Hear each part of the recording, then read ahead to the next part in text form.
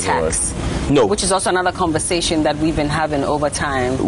I don't believe that churches should pay tax on tithes and offertories. Okay. When a church has a commercial enterprise, right? For example, my church has a university. Action has a university. Yeah. The university charges fees. Right. They must pay tax on that. That's right. There are churches that run transport businesses, that run TV stations. They must pay taxes. That sell oil and but once you're engaged in commercial activity, so when a pastor writes books, my bishop has published over 100 books. Okay, on the sale of his books, he must pay tax. Yeah. Okay, but on the tithes and offertories to the church, I mean, no, give to Caesar what Caesar's and unto God what's God. And I want to give you what you want this morning. So on this note, Mr. EC, exactly. Yeah. And King John, haven't even heard what from would Mr. you love EC to? But before then, what would you love to have for dinner? Tea for breakfast. Yeah. Tea, coffee, juice. The Holy Spirit. Hallelujah. I have a joke about tea and coffee. I was gonna say juice, but just driving here, I had the CEO of Cocoa Board complaining about Ghana's intake of cocoa. Right. Okay. Very low. We're doing 0.53 as compared to 8 in Europe, and we are the second producers of cocoa. So maybe I should take a cocoa drink or something. But is it our fault? I mean, and this one, I'd say good morning to the president. He promised the children of Ghana a cup of cocoa, chocolate every morning, and chocolate bars. 2017, 2019 repeated. It's not there. You told us that will improve the consumption.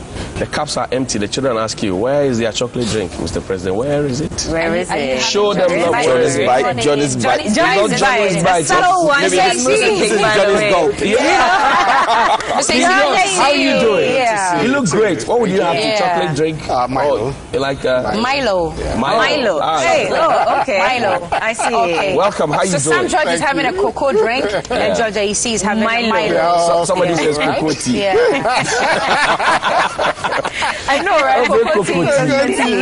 Jack, how you doing? Happy Valentine's. Happy Valentine's. I see you're sporting, some red in your outfit and all that. Today, nobody should tell you how to. I know, right? Yeah. What's your plan? What's your plan for Bay? What's your plan for Bay? For you. I know. Hey, is Bella your babe? No, I didn't hear the word well. He said, what's your plan? What's your for babe? me? Babe, not me. I'm telling you, babe is for the contemporaries. Baby is the, it's the age-old one. That's what, you're used to. So what's your plan for baby today? Good plans, but unfortunately, we are miles apart today. But you still can send flowers. Of course, we've had some toughness. They say Ghanaian women don't like flowers. Sam George, do you agree? Well, not my wife. Oh, not your wife. She does. She loves them. So how often and I'm sure Mr. Easy's wife does. Flowers in there, baby. They say some Ghanaian women, when you send them the flowers, if you are not careful, by the time you get home, they use it to do cocoa. So we just want to hear from you, please. #TV. Ghanaian women, why don't they love flowers? I don't understand. Oh, I think it's just relative. Flowers. I think it's relative, and over time, women have learned to appreciate, gifts, including flowers, a bouquet of flowers. I think it's beautiful. They'll tell you that you can bring the flowers, but add something. You must add something. Something must complement it. Something must And then we started seeing the bouquets that come with dollar bills and all of that. You know? I mean, but that adds to it. No. But if you give me flowers, I absolutely love it. I don't know about Mrs. Aisi, by the way. Does she love flowers? She does. She does. So you've been giving her flowers. She's very romantic. George. She does. So, Okay, yes. She's the fashion industry. Are you noticing that Sam George is also very calm this morning? Yeah, of course. We're talking about Madam, good morning to you. David, good morning to you again. That's a lie. Where's Gay? Good morning to you. You are your name. That demeanor that I saw on Friday with the jata on your hoodie, you see. Hi, you ain't calm. You're not. when it comes to matters of the heart. Randy Abbey says there are three versions of you. You've got a multiple personality. I see. The first one. There's Elder Sam George. Yeah. There's Honorable Sam George. Okay. And there's Jata George. So which one it depends on. So which last one is Thursday this was one? the Jata Honorable version. Sam George. Yeah, Friday, Thursday, and then Jata version was Jata. Today is what? Honorable. Yesterday was Elder. Daddy, good morning to you. How are you doing? Thank you very much. Robert Coleman says good morning to you. Good morning, Hi, Robert. Robert. How are He's you? one of the few jealous people. Don't be jealous, Robert. No, but we understand if he's jealous. Sam, how did you find love? Which one? Hey, Not the love of God. The love of God. Oh, plenty. Before I married. Let's start with the one you're married. Oh, before you married, you were in love with other Well, my people? wife was not my first love. Love. Remember I see. Number one. And then my uncle. And how many broken hearts have you had before you finally settled on? How many hearts did you break? I had one broken heart. Oh, one. Which me did he? And that is what set me on the spot. I said, me, I'm breaking my heart. That's when you unleashed your time. Yeah, I said, what happened though? What happened? Charlie, How young were you? I was in Form 3. Oh, okay. That's no, GSS 3 actually. Okay. GSS 3? Yeah. Wow. And my best friend took my girl. Oh! Your best friend? Yeah, a big girl. Oh, you big girl. Oh, when you're betrayed. Pain me. Oh, it didn't pain me. But the guy no try. No force. It go pain you. Wait, did you ever do anything to him? I met the girl about 3 years ago in London. How's she doing? I said to her, hey, your friend of Dulcie. Dulcie, Charlie, give me something. Why, you still never got over it? Oh, no, I mean, now you're right. Okay. So how did you find love? How did you find Davi? Strangely, it was weird. I mean, I was doing my service at the time in Ali Muhammad's office. Okay. This was sometime in 2007. And Ali Muhammad had just gone to Mankasim to launch his bid to be part of the contest with Nanado, the 17. Right. You know, so we had gone as national service personnel along. The whole office had moved. And I'd gone with his son Farouk, who's now an MP. Farouk was my junior in tech. Okay. And so we'd gone out that evening, and Farouk said he was seeing a friend on UCC campus. And so I should go with him. At the time, I was seeing another person who was away outside the country. And I said, look, I'm going to sleep. I said, oh, let's go. So we all go as boys. We get there, and the person he's going to see happens to be the woman I end up marrying, roommate. And the whole period, I was just sitting down quiet. I mean, there were quite a number of guys and a number of ladies. And when we were about to leave, she says, oh, let me call my roommate to give her the keys because I may not come back.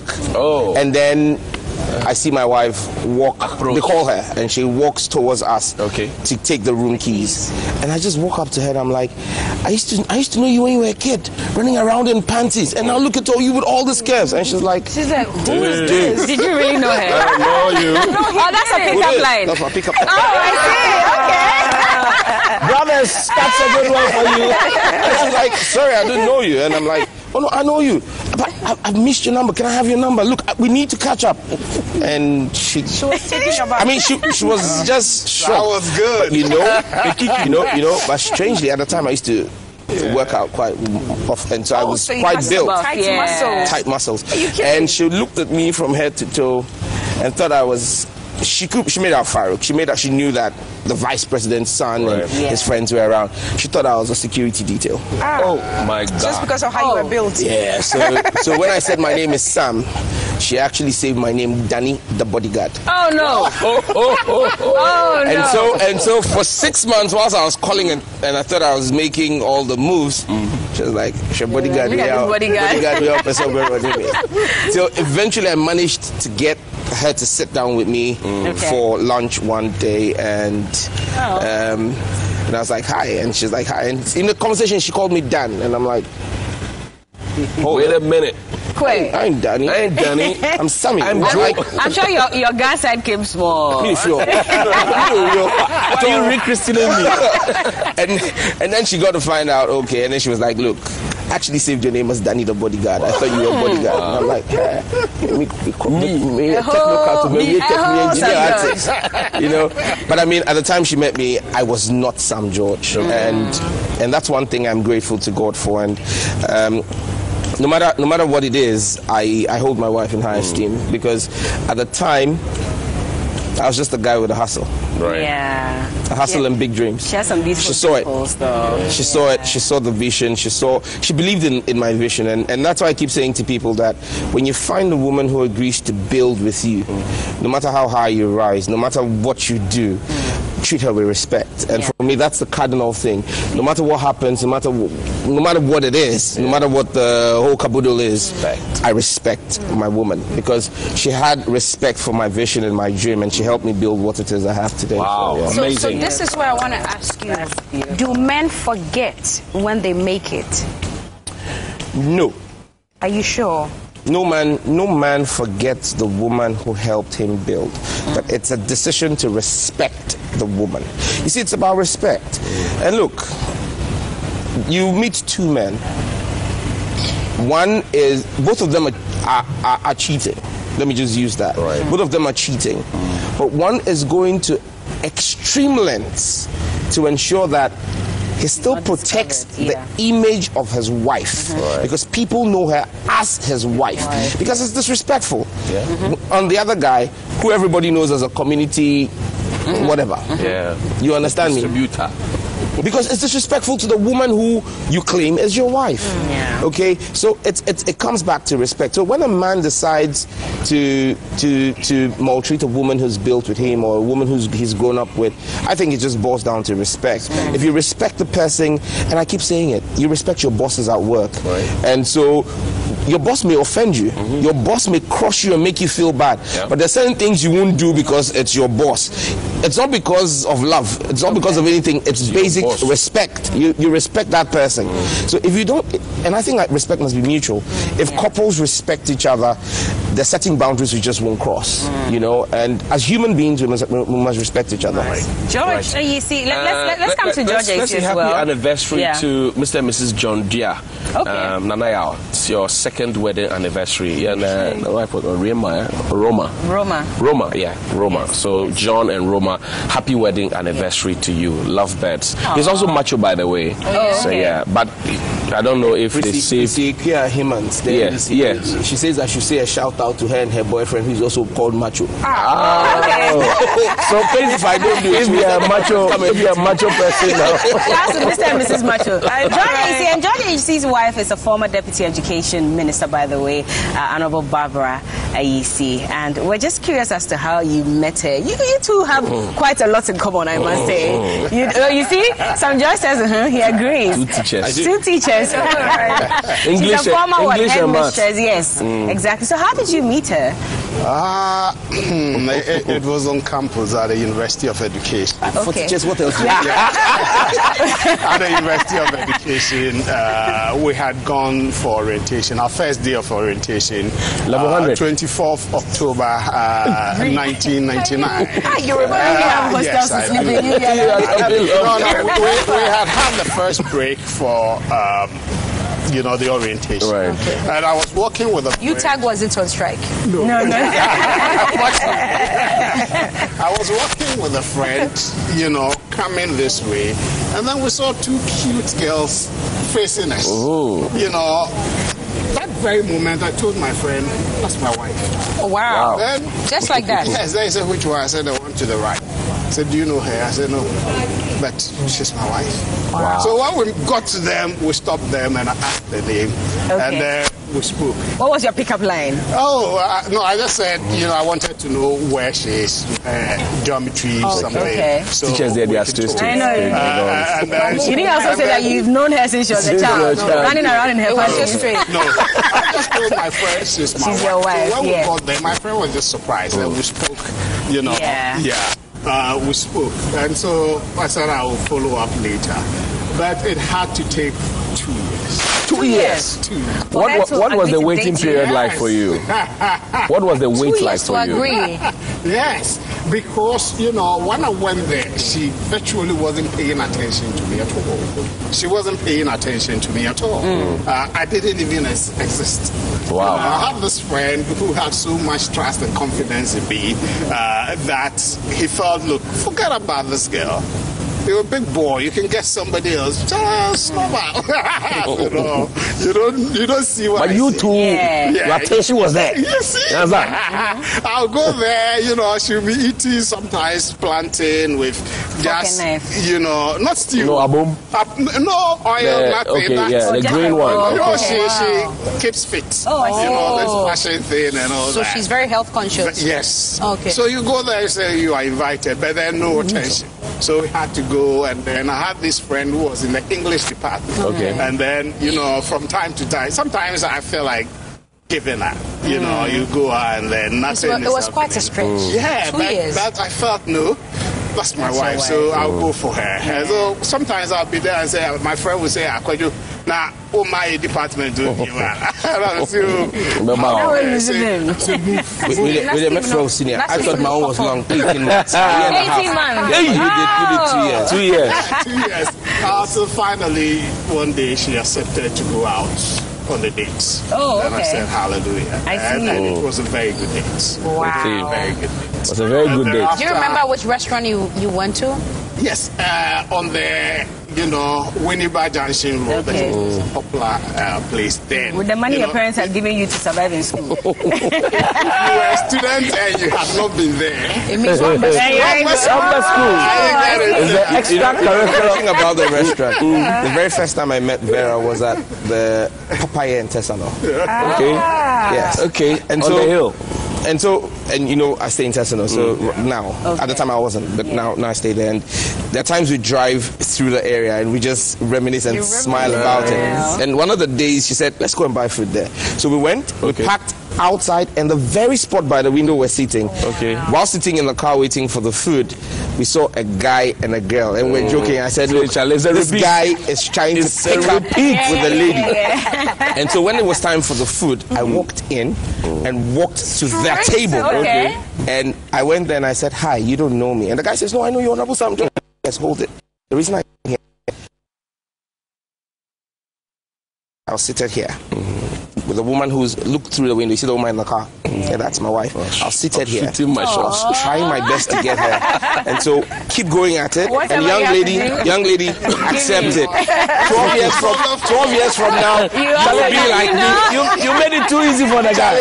Because it was so clear that Charlie, brother man, they shoot so. They shoot, but Because we're sitting there watching, and, you know, the ladies, the way they are doing their catcher and flexing, and It's not our fault. I don't know what pair. No, but that's the thing. Because sometimes when you give it so quickly, why do you do that? But why do you do that? No, but it's because you guys say women are cheap when you give in so quickly. The person is Tell me if I'm approaching. lying. You are seeing that you like the thing. Hey, but I have to If you find a guy who says a woman is cheap, you're not sure whether they like you or they do. Yeah, that's it. Sometimes. Yeah, some are there. we are not And sure. thereafter, after this day, we had the Sankor Beach in Winneba. Most times we go to see it's a natural sea. Oh, so you were doing Nico. Yes. Under the I coconut tree. actually proposed to her at Poissons. Okay. Oh, wow. lovely. You know, Lovely. this way. I did what they do in films, you know. And then, you know, It's a promise. I saw she was really happy, excited about it, you know. This was after how many years of dating? Yeah, you know, after the 2 years, I think within 3 months. That was quick. After she finally agreed to date you, you proposed in 3 months. Right after university, we completed in to look sharp. 2003. 3 months. October, we had our wedding. Hey, wow. You have to look sharp. you're in a hurry. Yeah, you So they always say. say. If you know, I said that was my wife. So you already knew. So that's what I was going to say. Or No ask. time to waste. No. So that's what I want to ask. They say men always know Yeah. when they meet the one. Yeah. Johnny's. I said the same thing to my Men wife always know that that I'm she- going to marry. She was like, another line to get Another into my line. leg. You know? Because most guys do you also, guys know? unfortunately, use that. Use that. That's Use right. that That as a That's line. right. I want to marry you. That's right. To get intimate with women and then Yeah. to walk away. Unfortunately, but I think that most guys, well, not everybody, different strokes for different folks, but most times when you see a woman, you immediately see and feel it. It's intuition. Yeah, it comes to women you. say they have intuition. Men do have it as well. Okay, and so. I mean, at the time I met my wife, I was in a serious relationship. Yeah. But as soon as I saw her, You knew I that said was to the her, one. She is. you are the one. How did you break? I told you it was a long distance Yeah. relationship, and I kept. At the time I met my wife, she also had a boyfriend.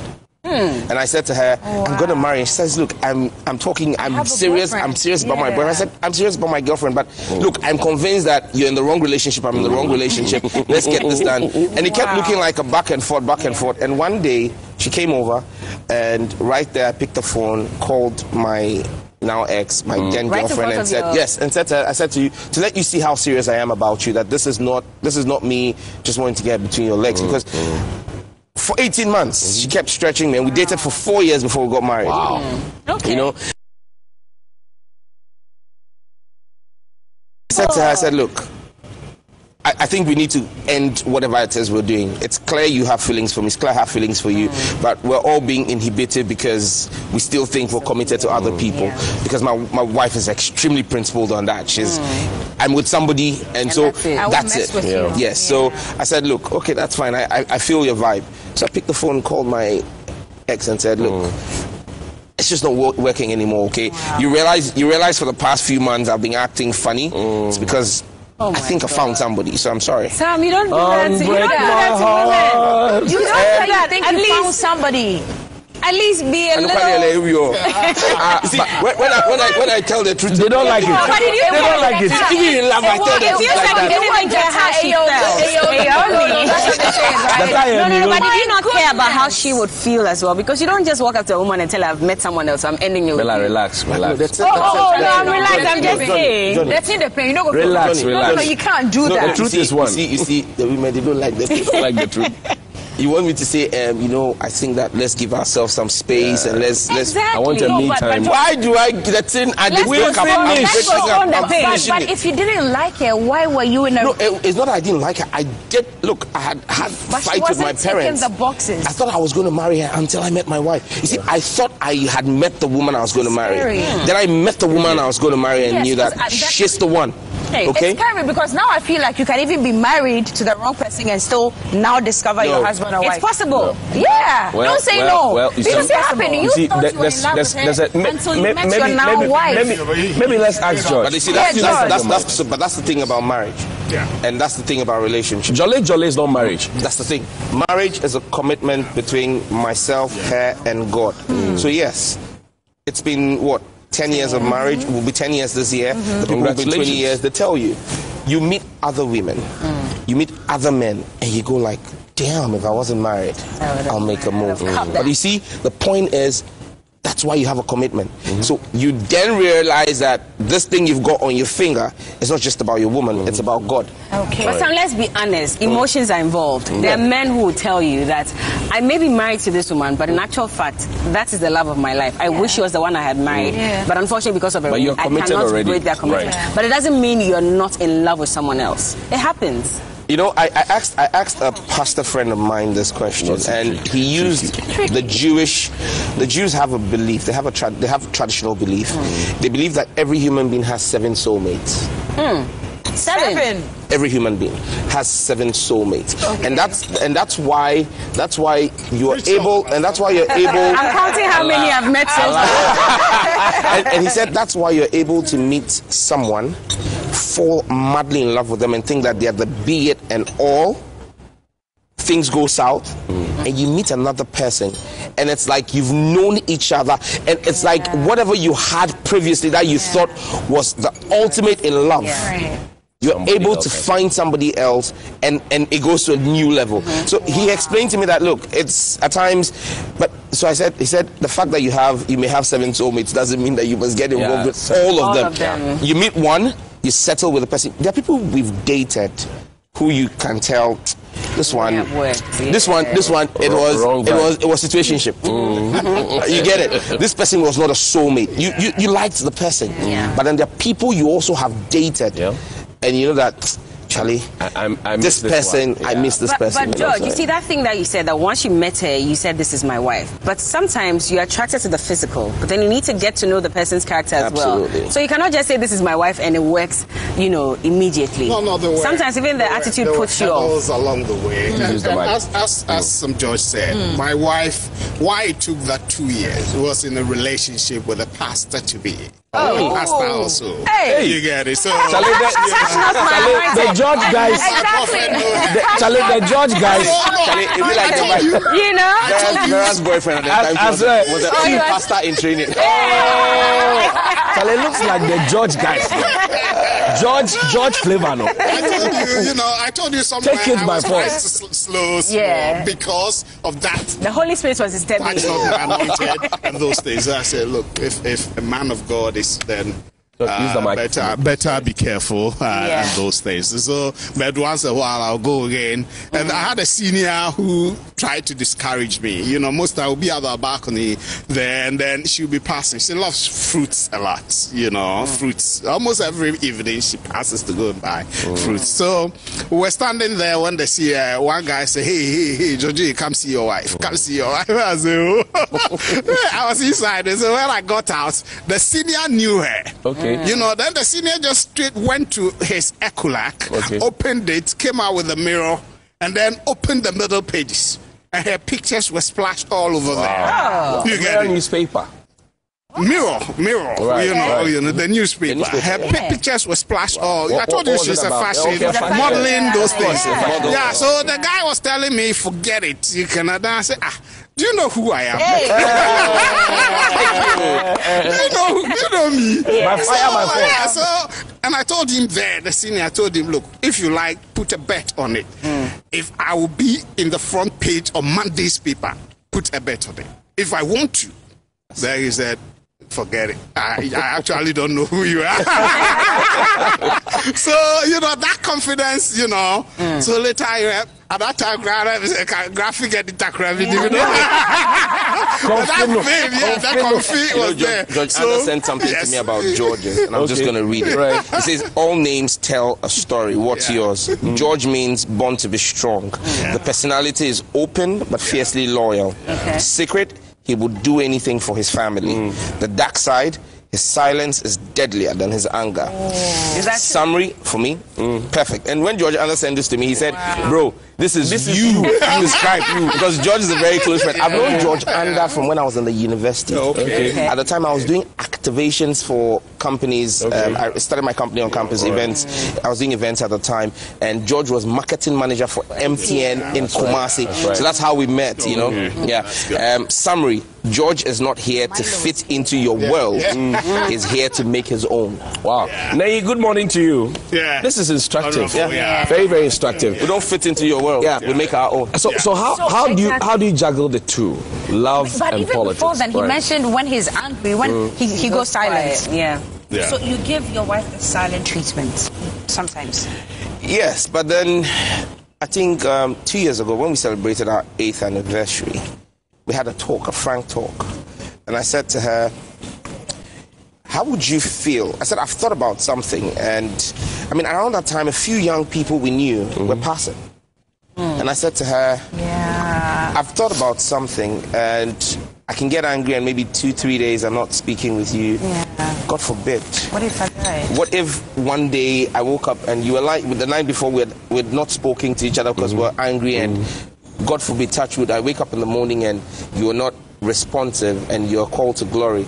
I can't perform your rights that are due you as your husband, because the guilt will kill me.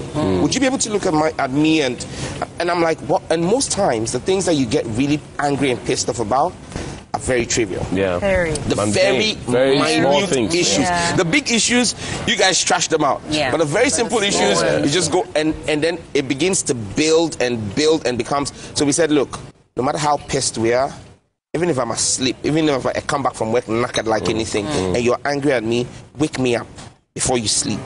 Let's trash it. And there are times we can be going back and forth till 2-3 a.m. and I have a 7 a.m. show. But even if I have 3 hours of sleep, when I wake up in the morning, everything is trashed out. There's nothing. So we try to go to bed without any scores unsettled. There's some people who don't necessarily talk, but then they know you're angry, so they sort of get closer to you in bed, touch you a bit. Can sex also resolve whatever problem, or you still have to talk? It's blackmail. Maybe Judge. We should throw it to Judge now. It's blackmail. But sex is important. But there are certain superiors and the priorities of the woman. You know, myself and my wife, it got to a point, my wife was a bit angry with me.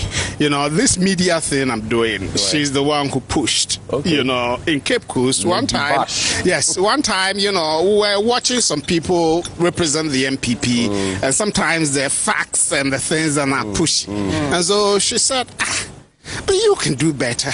Why wouldn't you represent your, you know? So she forced and went on the show, you know, and, you know, it wasn't that excellent. You know, in the fashion, she flows. Right. So if you compare the fashion flow with the political flow, it wasn't too good. Then she said, no, you have to go there. You get it? And so, and that's it. Now, I said the sex will work because when you're moving with your wife, at certain times, the priority is security. You get it? Security of the family. Right. What is it? Are we taking steps that will ensure the safety and comfort of the entire family, the progress? What blocks are we laying? And so at that time, when you need to talk about those things and you are pushing for X, it's not going to work the way you want it to work. The process. Yes, yes. So you need to talk about those things and then give a clear vision. As he said, he had a vision. Okay, my wife saw me. To be honest with you, my wife is one person who believes that I can climb to the topmost in politics. And so it got to a point I was slacking. So he felt, come on, you have abandoned your vision. You get it? And so it gave us a lot of turbulent times there. Very turbulent times, you know. You know, it's not all been rosy and cool, because sometimes she felt I should have been in parliament before her. That's the level of confidence. You were the power behind going to parliament, getting into the zone goals and talking to the boys. Yes, important. The slogan about Papa Barbara.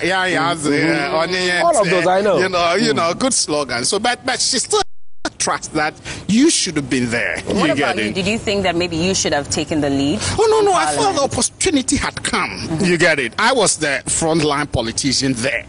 But she was smart. Well, there and then she told me, look, George, I'm going.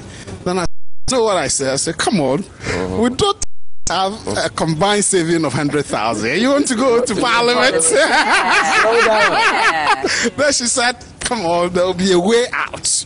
Okay, and we had this big guy we spoke to, and then, you know, the next thing, you know, it's because then she comes from the area. Okay. You know, I had contested 2-3 times, I didn't win. 2 times, you know, because they were saying Kokrum. Some people say go to your hometown. I wanted to be, constituency executive secretary, I didn't win. Regional secretary, I didn't win. You get it? But you know, the people said, okay, George is serving the party.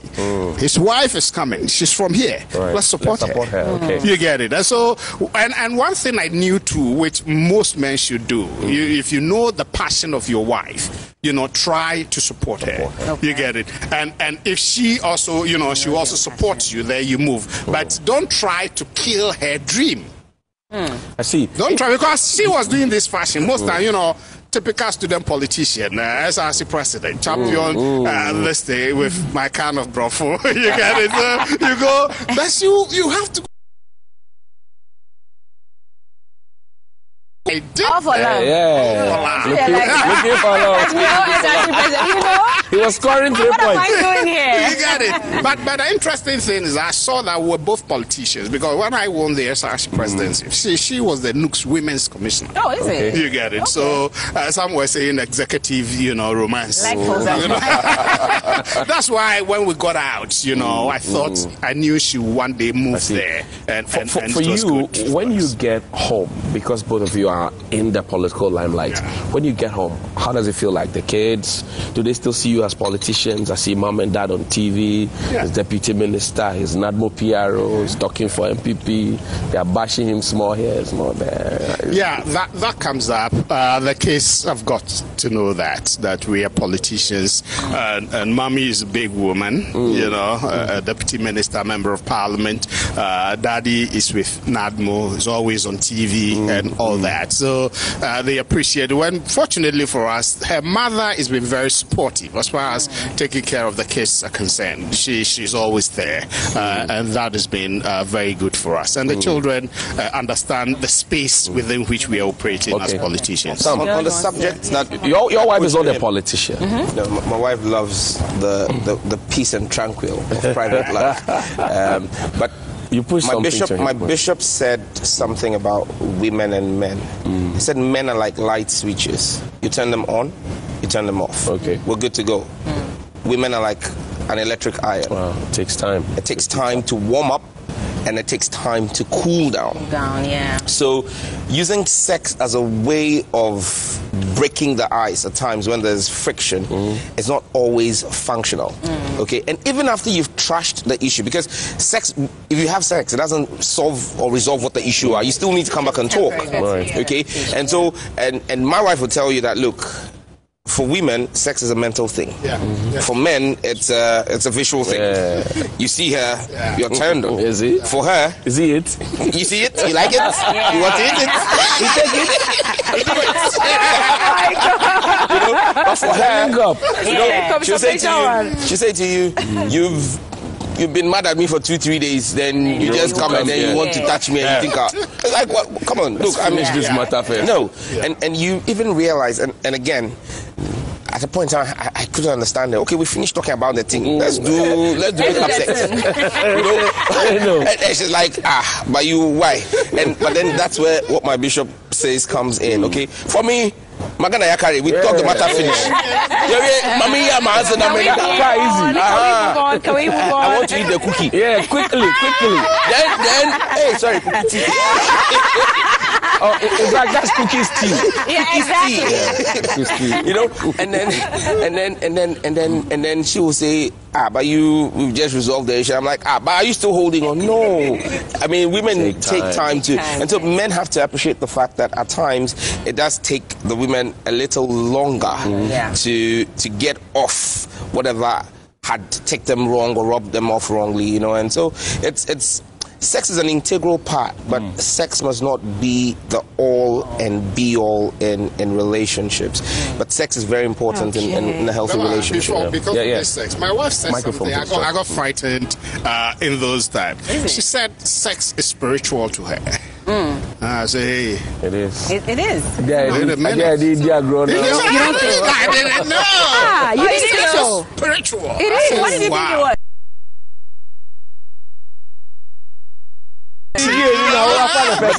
Do you still believe that? I believe her now. Oh, okay. Why do you believe her now? Certain things happened, and you know, it's highly very spiritual. And highly spiritual. you know, she's She's fashionista, whatever, but she's very religious. Okay.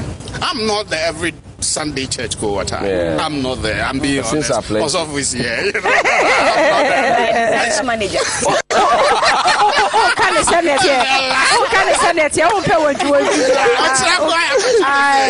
But you know, she sometimes when we have to go to church and I say, oh, go and come, and you know, she feels, you know, she wants to be in church with the husband and the family. It's so something like a duty for her. She feels she's failing if she goes to church without the husband. You get it, you know. Yes, she takes it serious, and that can even bring some, you know. But so I'm not going to do so. What's the big deal? You get it, but it is a big deal because of what she said. That even sex is spiritual, then religious matters are highly spiritual. She'll do all the politics, all the fashion and co, but when it comes to religious matters, you know, she adores her pastors and bishop like. Does it bother you? Because there's some women who spend all their time in church, and husbands have problems. She doesn't do that, but she has that trust, in the pastor or the bishop. If she goes to speak to the bishop, she's cool. Over you? No, anything. Anything. You know, she has confidence in me. She trusts in my judgment. That's one thing. Politically, when we are discussing and sometimes she will ask, what did Josh say? You get it? Judge's word is final. She will ask, what did Josh say? Then they will say, but she gives reverence to spiritual leaders as well. She will see her bishop and co. Where do you draw the line? Because again, there's some women who would take their pastor's word over their husband's word. Yeah. No, she doesn't do that. She respects the pastors, and she's able to decipher which is, you know, what the pastor said, what you say, and what her decision is. Let's bring some judges to respond to stay in church. Yeah. So you are a pastor. I'm not a pastor. No, you are an elder. He's an elder. Yes, but you He's a minister of God. Yes. Put it that way. And then you're a politician as well. Again, Bella's question, where do you draw the line that, okay, I'm doing politics with this one? No, as for this one, it's God's job. Where do you draw the line? Okay, so that's one of the very difficult things that I've had to contend with. As you know, people assume that, oh, because he's an MP and maybe because of tithes, but so they made him an elder. Yeah. Or building committee chairman. Yeah, but people who have been in the church and who are close to me know that I've always made that point. I'm not religious, I'm spiritual. Right. Okay. They're two different things. Religious people go to church every Sunday. Okay, but spiritual people have a connection with God. It's an everyday thing. It's a walk with Him. Okay, and so I've always been active in the church. I've always called myself a vestry boy. Okay, you get it. So I've been working in the church. I mean, when my bishop celebrated 30 years of ministry at the Independence Square Festival of Miracles, I was an MP. But wherever Parliament was at 4 p.m. I would leave, go there because I was part of the production, and go there, change into my work clothes, from my work clothes into my what is field work clothes. Even if you had to vote for E-Levy, you would have left. Thankfully, there was no E-Levy at the time, you know. But you need to draw the line. And if you take my clips, political conversations from 10 years ago, 5 years ago, and now. You've toned down drastically. Oh, Sam George has toned down. This is not this world. Yeah, this is not. I mean, this is not me. He was papaing. You know, I mean, he's passed this on to you now. Because it's the simply claws because have been cut short. It's simply because I would finish a TV show, and one of the first calls I would get would be from Bishop Ajinasari. What you did, I'm not happy. You shouldn't have. You have a point, but your choice of words, the way you went about it, Sam, no. When's the last time you saw me criticize a man of God? Yeah. At a point in time, because I saw myself as a son of the church, right. I took pastors on, because when I saw pastors getting or dabbling into politics or being political, I thought that they were messing with the anointing, and I was taking them on frontally. But my bishop said something to me. What did he say? He said, when they were called by God, you were in there. You were not there. He says, God calls a man. Man doesn't call God. And when God calls a man, it's a covenant, and God doesn't go back on his covenant. So a man may walk away from God, but God will not walk away from him. He said that's why you see a pastor who is deep in sin, but when he prays to the God and invokes that covenant and lays hands, healings will happen. That's right. It's not the pastor. It's the covenant. God is keeping his covenant to walk with him. So he said, it is not in my place to pass judgment on men of God. I should leave them. Leave them to answer to the man who's called them, the God who's called them, and has a covenant with them. I believe what you said because of David's life. Yes. Wow. Yes. Exactly. Yes. Exactly. Yes. David, so he said to me, Bible. they would account if they get into things they're not supposed to do. They would account to God. They don't account to you, Sam George. And so it's toned down a lot of the things. You know, I go to church and Mama Vivi, Bishop's wife, will say, "Hey, Jata, this week the fire. You know, and so I've had to tone it down. My wife is also my number one critic. Okay. She's my number one cheer fan. My number Your one manager and critic. Jesus Christ. I mean, I'm on the show and I'm not checking my phone because I don't even want to see what she's saying. Because I'm on the show and she's sending you messages and she's like, but what is wrong with you? You are getting excited. Slow down. I mean, she runs commentary like football in my shows. You get it? Line by line. Yeah. So it's toned me down, because right now I realize that whatever I do politically, people associate it with the church, they associate it with my bishop, they associate it with the family, and so you become more responsible and more measured in the way you go about things, you know. So yeah, you need to know where to draw the line. There are times when I tell them that, look, this one, I'm going to talk. So if your wife is going to your pastor a lot more, you shouldn't necessarily have a problem? Again, women must learn to know where to draw the line. There are things you have conversations with your husband. It's not the place of your pastor. To know. Yeah. Your husband is the spiritual head of your home. He's the bishop of the house. Okay? And so he has spiritual authority to give decision and direction. There are things you go and seek spiritual guidance from your pastor from, but there are things involving the house that your pastor has no business getting into. Women need to know where to draw that line.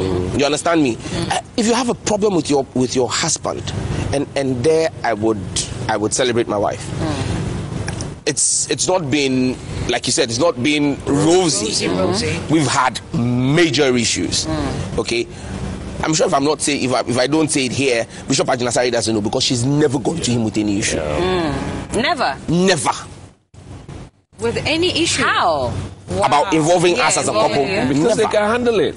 Because her point, you know, she has a philosophy. She says, Sam, if I take you to them and I go and tell them everything, they form a perception. They don't love you like the way I love you. He loves you as a son. But I love you as my husband. So love, there are various types of love. So by the time I go and paint a certain picture of you, and we come back and resolve the issue, me, I love you, and we get back, but there's a picture there will diminish. That's there. It's something I've learned from my wife. You understand me? And so that one, dear, I would celebrate Vera any day, anytime. I mean, we would resolve the matter. If she's angry, even to talk to our parents becomes a difficult because her point is, Sam, if I go and tell my mom and dad this about you, the way they see you, that's the picture they have in their mind. So if you tell your mom and dad this about me, the way they see me. Jata, when you finish resolving these matters, do you have makeup sex? But that's what he was saying. I asked the question. He has an answer. Allow the man to answer the question. Allow the man to answer the question. What he's asking me is, does a fish live in water? Or does a lion give us an answer? So that's happening. George, what about you? Makeup sex, do you believe in it? Do you believe in makeup sex? Judge, you are a teacher, remember that. Your students are watching. Why not? I do. Okay, we'll take a break here. When we return, Johnnie, do you do it? Yes. I am in the frame. I can't see the picture. We'll see you after the break. You're not the boss, mother.